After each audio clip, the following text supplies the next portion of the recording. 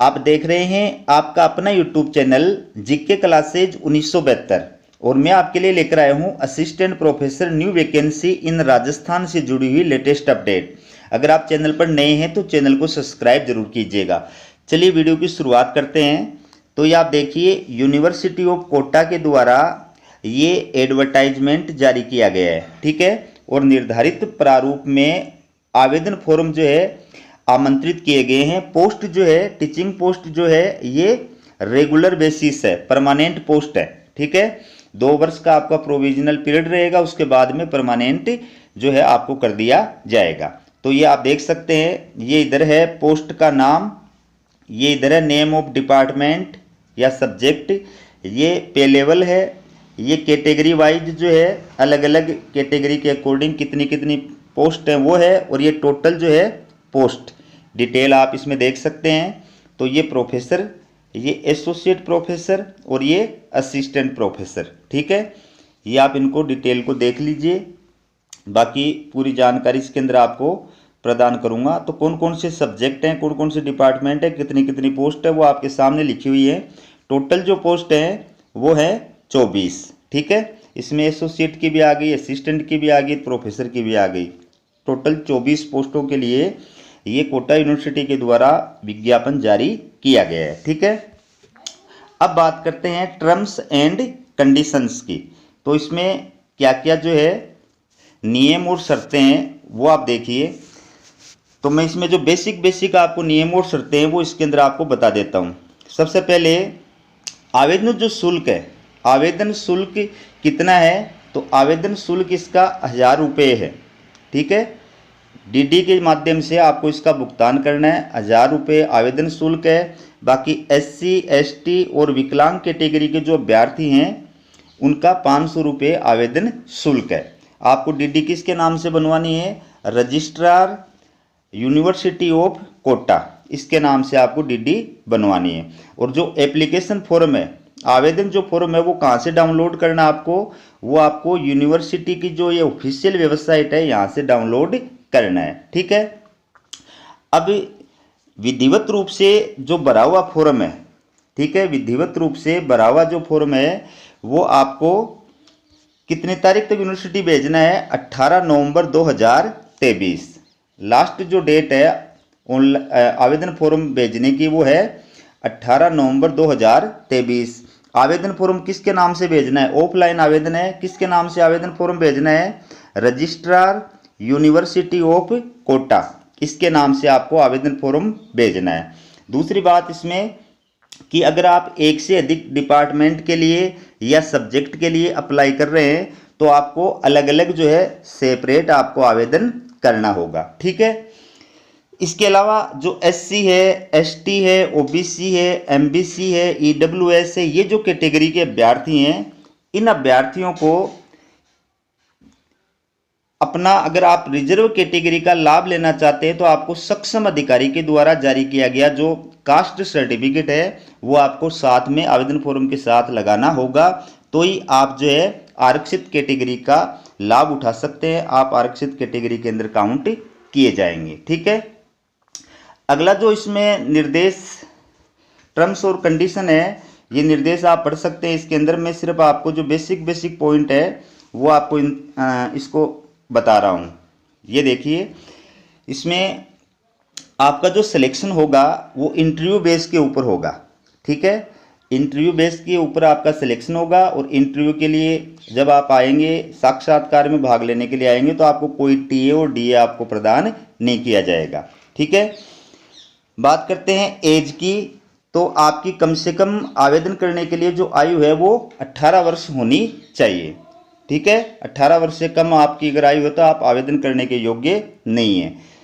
इसके अलावा जो सेवानिवृत्त कर्मचारी हैं वो आवेदन करने के योग्य नहीं, यानी सेवानिवृत्त कर्मचारी इसमें आवेदन नहीं कर सकते, ठीक है। अगर मान लीजिए आवेदनों की संख्या जो है ज़्यादा हो जाएगी तो फिर क्या करेगी, यूनिवर्सिटी स्क्रीनिंग कर सकती है, ठीक है। स्क्रीनिंग के लिए वो रिटन टेस्ट का भी आयोजन कर सकती है। बाकी तो आपके API स्कोर के आधार पर आपको शॉर्ट लिस्टेड किया जाएगा, और शॉर्ट लिस्टेड किए गए अभ्यर्थियों को इंटरव्यू के लिए कॉल किया जाएगा। लेकिन अगर मान लीजिए किसी सब्जेक्ट के अंदर या डिपार्टमेंट के अंदर ज़्यादा आवेदन फॉर्म आ जाते हैं, उस सिचुएशन में यूनिवर्सिटी चाहे तो एग्ज़ाम भी कंडक्ट करा सकती है। ठीक है, इसके अलावा आपको जो है इंटरव्यू के अंदर कॉल जो किया जाएगा वो कॉल लेटर के द्वारा किया जाएगा। ठीक है, और उसकी सूचना आपको यूनिवर्सिटी की ऑफिशियल वेबसाइट पर भी प्रदान की जाएगी। इसके अलावा और जो महत्वपूर्ण निर्देश हैं वो भी मैं आपको बता देता हूं कि आप खुद ये संतुष्ट हो जाएं कि हम इस पोस्ट के लिए अप्लाई करने के योग्य हैं, तो ये आपको अप्लाई करना चाहिए। जिस दिन आपने आवेदन किया है उस दिन आपके पास में उस पद के लिए निर्धारित जो योग्यताएं हैं वो कंप्लीट होनी चाहिए। यूजीसी रूल्स के अकॉर्डिंग जो योग्यताएं हैं वो योग्यताएं आपकी कंप्लीट होनी चाहिए, तो ये आप आवेदन करें। ठीक है, इसके अलावा जो पहले से सेवानिवृत्त कर्मचारी हैं उनको क्या करना पड़ेगा, नो ऑब्जेक्शन सर्टिफिकेट जो है वो लगाना पड़ेगा, तो उनका आवेदन फॉर्म स्वीकार किया जाएगा। ठीक है, इसके अलावा ऐसे अभ्यर्थी जिनकी 1 जून 2002 के बाद में 2 से ज़्यादा संतानें हैं वो भी आवेदन करने के योग्य नहीं हैं। ठीक है, और इसके अलावा जिस अभ्यर्थी का अपॉइंटमेंट होगा, ठीक है, सीधी भर्ती के द्वारा जिनका चयन किया जाएगा उनको प्रोविजनल पीरियड के दौरान 2 वर्ष तक प्रोविजनल पीरियड के दौरान रखा जाएगा और 2 वर्ष तक उनको स्टेट गवर्नमेंट के रूल्स के अकॉर्डिंग जो फिक्स मानदेय होगा वो प्रदान किया जाएगा। ठीक है, इसके अलावा और जो महत्वपूर्ण निर्देश है आप इंग्लिश के अंदर आप पढ़ते रहिए, मैं हिंदी के अंदर जो बेसिक बातें हैं मेन जो बातें हैं वो आपको बता देता हूँ। तो इसमें आपको जो शॉर्ट लिस्टेड किया जाएगा, चाहे प्रोफेसर के लिए हो, चाहे असिस्टेंट प्रोफेसर के लिए हो, चाहे एसोसिएट प्रोफेसर के लिए हो, वो यूजीसी रूल्स 2018 के अकॉर्डिंग जो क्वालिफिकेशंस बताई गई हैं उस बेस पर आपको शॉर्ट लिस्टेड किया जाएगा। ठीक है, ये आप निर्देश पढ़ सकते हैं, इसके अंदर ये सारे निर्देश इसके अंदर दिए हुए हैं। मैं सिर्फ आपको बेसिक जो बातें हैं वो इसमें बता रहा हूँ। ठीक है, अब आप जो आवेदन फॉर्म करते हैं तो आवेदन फॉर्म को पूरी तरह से फिलअप करना है। उसके साथ में आपके जो एकेडमिक डॉक्यूमेंट्स हैं उनकी सेल्फ अटेस्टेड फोटोकॉपी लगानी है। एक्सपीरियंस सर्टिफिकेट जो उनकी सेल्फ अटेस्टेड फोटोकॉपी लगानी है। अगर आपने पेपर जो पब्लिश करा रखा है तो उनकी सेल्फ अटेस्टेड फोटोकॉपी आपको लगानी है। अन्य कोई डॉक्यूमेंट्स है, कास्ट सर्टिफिकेट है, उनकी सेल्फ अटेस्टेड फोटोकॉपी आपको लगानी है। अगर आप आरक्षित कैटेगरी के अंदर अप्लाई कर रहे हैं तो कास्ट सर्टिफिकेट की आपको सेल्फ अटेस्टेड फोटोकॉपी लगानी है। ये सारे जो डॉक्यूमेंट्स हैं आवेदन फॉर्म की हार्ड कॉपी प्लस ये डॉक्यूमेंट्स आपको जो है रजिस्ट्रार यूनिवर्सिटी ऑफ कोटा के नाम पर भेजने हैं। लास्ट जो डेट है वो मैंने आपको बता दी इसके अंदर। ठीक है, इसके अंदर और मेन जो बातें हैं वो आप इसमें देख सकते हैं, ये आपके सामने है। ठीक है, इसमें ये चीज़ भी महत्वपूर्ण है कि अगर आपने एमफिल या पीएचडी कर रखी है तो एमफिल या पीएचडी के दौरान जो आपका रिसर्च एक्सपीरियंस है, टीचिंग एक्सपीरियंस है, वो आपका इसमें काउंट नहीं किया जाएगा। एक्सपीरियंस के अंदर आपका उस दौरान की जो अवधि का एक्सपीरियंस है वो काउंट नहीं किया जाएगा, ये भी आपको ध्यान रखना है। इसके बाद में बात करते हैं गुड एकेडमिक रिकॉर्ड। ठीक है, गुड एकेडमिक रिकॉर्ड का मतलब क्या बताया है, इसका मतलब है कि आपकी जो मास्टर डिग्री है, मास्टर डिग्री से पहले कि जो 3 एग्जाम्स हैं उसके अंदर कम से कम आपके 55% मार्क्स होने चाहिए। ठीक है ना, मास्टर डिग्री से पहले की 3 परीक्षाओं में औसत रूप से कम आपके 55% मार्क्स होने चाहिए और स्नातक में कम से कम 50% मार्क्स होने चाहिए। 10वीं और 12वीं के अंदर भी आपके कम से कम 50% मार्क्स होने चाहिए। ठीक है, यह इसके अंदर गुड एकेडमिक रिकॉर्ड का मतलब माना गया है। ठीक है, इसके अलावा और जो बातें इसके अंदर महत्वपूर्ण है वो भी मैं आपको बता देता हूँ कि और जो है इसके अंदर और क्या महत्वपूर्ण है। वैसे तो आप ये निर्देश पढ़े हुए हैं, दिए हुए हैं, आप इनको पढ़ भी सकते हैं, लेकिन मैं बेसिक जो बातें हैं वो आपको और बता देता हूँ। अगर मान लीजिए आपकी जो पीएचडी की डिग्री है, मास्टर डिग्री, वो 19 सितंबर 1991 से पहले की है। ठीक है, तो आपको पीएचडी धारी अगर आप हैं, आपकी मास्टर डिग्री 19 सितंबर 1991 से पहले की है तो आपको 55 के बजाय 50% होने पर भी जो है वरीयता प्रदान की जाएगी, मतलब अप्लाई करने के योग्य हो जाएंगे आप। वैसे मास्टर डिग्री के अंदर 55% पर आप अप्लाई करेंगे, लेकिन अगर आपकी मास्टर डिग्री 19 सितंबर 1991 से पहले की है तो आप 50% मास्टर डिग्री में होने पर भी अप्लाई करने के योग्य हैं, इसका ये मतलब है। ठीक है, बाकी प्रोफेसर के लिए और एसोसिएट प्रोफेसर के लिए पीएचडी की डिग्री होना जरूरी है। ठीक है ना, एसोसिएट प्रोफेसर के लिए और प्रोफेसर के लिए पीएचडी की डिग्री होना जरूरी है। ठीक है, अब बात करते हैं इसमें योग्यता की। तो ये आप देख सकते हैं मिनिमम क्वालिफिकेशन। ठीक है, अब मैं इसमें आपको एक बार एक साथ बता देता हूँ सभी जो सब्जेक्ट हैं, सभी जो डिपार्टमेंट हैं, उनके अंदर असिस्टेंट प्रोफेसर की तो क्या योग्यता है। इसमें सब्जेक्ट के हिसाब से अलग अलग बताई गई है। मैं आपको कमांड बता देता हूँ कि क्या क्या योग्यता है। ठीक है, बाकी इसके अंदर आप पढ़ भी सकते हैं। फॉर एग्जाम्पल फार्मेसी जो ये सब्जेक्ट है, फार्मेसी सब्जेक्ट के अंदर ये अलग अलग ब्रांचेज हैं। ठीक है, तो इनके अंदर एसेंशियल जो क्वालिफिकेशन बताएगी, अनिवार्य जो योग्यता बताएगी, वो क्या बताएगी, ये ए बेसिक डिग्री इन फार्मेसी। ठीक है, बी फार्मा की आपके पास में डिग्री होनी चाहिए और आपका ये जो है रजिस्ट्रेशन इसके अंदर होना चाहिए, किसके अंदर, pharmacist under the pharmacy act 1948 के तहत इसके अंदर आपका रजिस्ट्रेशन होना चाहिए। इसके साथ साथ में और क्या होना चाहिए, इसके साथ असिस्टेंट प्रोफेसर के लिए आपके पास में मास्टर डिग्री होनी चाहिए और मास्टर डिग्री के अंदर फर्स्ट क्लास आपकी होनी चाहिए। ठीक है, बाकी सब्जेक्ट के अंदर कम से कम 55% मार्क्स आपके होने जरूरी हैं। और इसके साथ और क्या होना चाहिए, जो राष्ट्रीय स्तर की पात्रता परीक्षा होती है यूजीसी के द्वारा जो एग्जाम आयोजित कराई जाती है नेट, वो आप क्वालिफाइड होना चाहिए। अगर आप वो क्वालिफाइड नहीं है, यूजीसी या सीएसआईआर के द्वारा जो आयोजित कराई जाती है नेट, वो आप क्वालिफाइड होने चाहिए।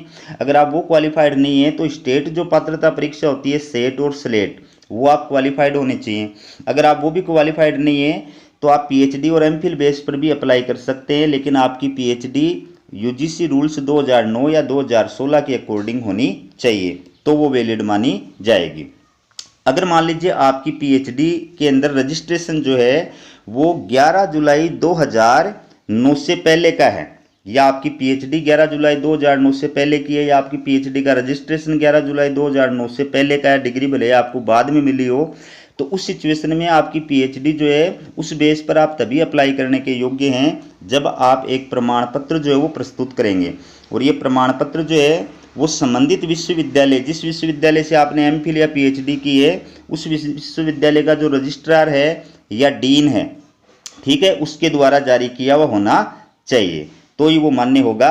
तो इसमें ये 5 बिंदु जो है वो प्रमाणित किए जाएंगे कि आपने अपनी पीएचडी डिग्री जो है वो रेगुलर मोड में प्राप्त की है, 2 बाह्य पर्यवेक्षकों के द्वारा इसको जांच किया गया है और रेगुलर मोड में आपने प्राप्त किए।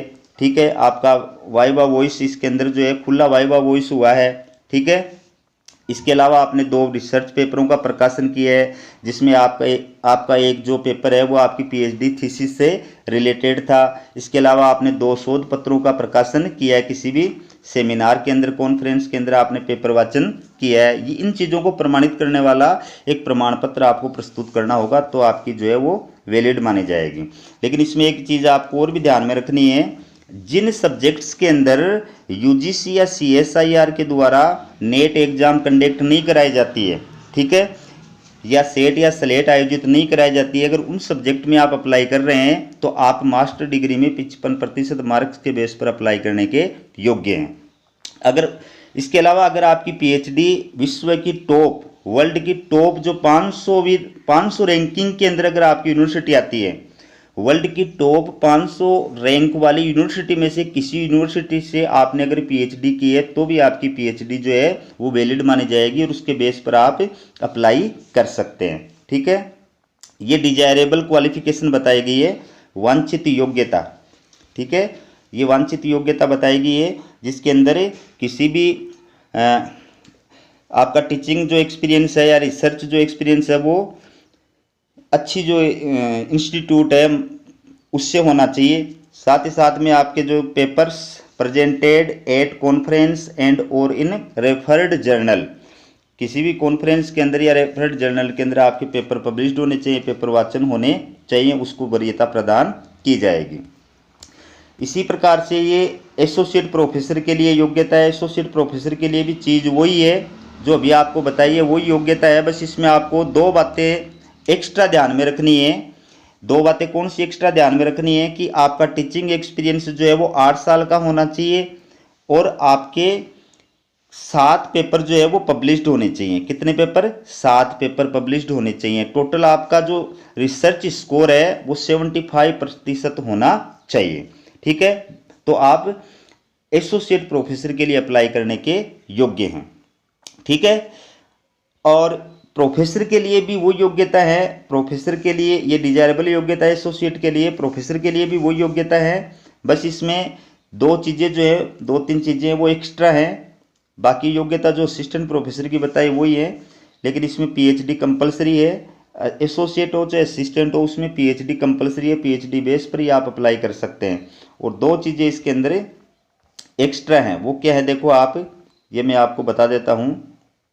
प्रोफेसर के लिए अगर आप अप्लाई कर रहे हो तो आपका जो टीचिंग एक्सपीरियंस है वो कितना होना चाहिए। इसमें टीचिंग एक्सपीरियंस इसके अंदर आपका ये देखिए, आपके 10 पेपर तो प्रकाशित होने चाहिए कम से कम। उसमें एसोसिएट के अंदर 7 पेपर बताए थे। एक्सपीरियंस जो है वो 8 साल का बताया था। और प्रोफेसर के लिए पेपर जो आपके कितने प्रकाशित होने चाहिए, मिनिमम 10 पेपर प्रकाशित होने चाहिए। और आपका जो एक्सपीरियंस है वो भी 10 साल का होना चाहिए। ये इसमें देखिए, फिलहाल मेरे को नज़र नहीं आ रहा है कहाँ पे लिखा हुआ है, मैं आपको दिखा देता हूँ। ये रहा, मिनिमम 10 साल का आपका एक्सपीरियंस होना चाहिए। टीचिंग एक्सपीरियंस हो चाहे रिसर्च एक्सपीरियंस हो। एसोसिएट प्रोफेसर के पद पर या असिस्टेंट प्रोफेसर के पद पर किसी भी कॉलेज या यूनिवर्सिटी के अंदर कार्य करने का 10 साल का आपका टीचिंग एक्सपीरियंस या रिसर्च एक्सपीरियंस होना चाहिए। और 10 आपके पेपर पब्लिश्ड होने चाहिए। और आपका टोटल रिसर्च स्कोर है वो कितना होना चाहिए, 120 होना चाहिए। ठीक है, ये रहा आपका टोटल रिसर्च स्कोर, आपका 120 होना चाहिए, तो आप प्रोफेसर के लिए अप्लाई करने के योग्य हैं। ठीक है, तो ये थी आपके लिए असिस्टेंट प्रोफेसर वैकेंसी से जुड़ी हुई लेटेस्ट अपडेट। इसी प्रकार की अपडेट पाने के लिए चैनल को सब्सक्राइब जरूर कीजिएगा। हमारा वीडियो देखने के लिए आप सभी का बहुत बहुत धन्यवाद।